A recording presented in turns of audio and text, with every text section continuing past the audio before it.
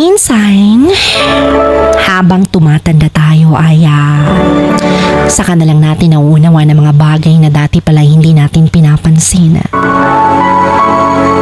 Gaya nung bata pa tayo, madalas tayong pagalitan ng ating mga magulang dahil sa simpleng bagay lang. Gaya ng ayaw natin sumabay sa pagkainain, ayaw matulog ng umaga. Kapag iisipin mo nakakainis siya. Pero ngayon habang tumatanda tayo, bigla mo na lang marirealize na may mas malalim palang dahilan kung bakit nila ginawa iyon. Kain ng pagkain ng kasama sila.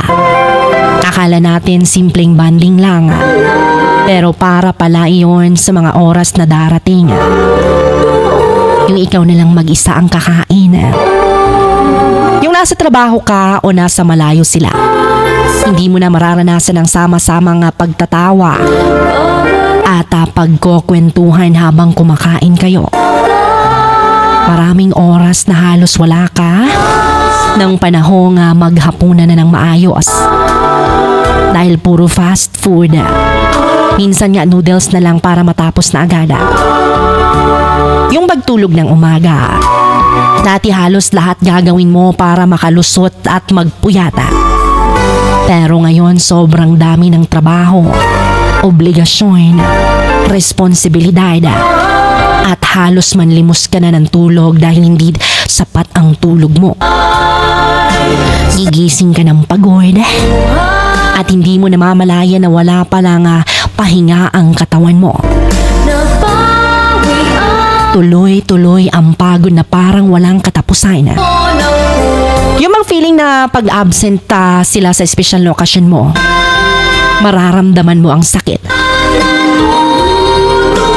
Yung bang maiisip mo kung bakit hindi nila kaya mag-present sa special occasion mo.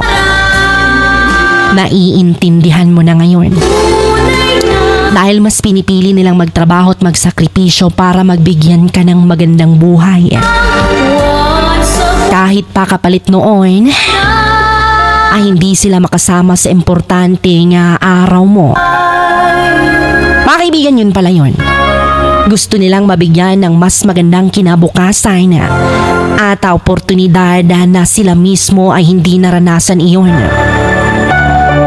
Ang hirap pala nga tumanda.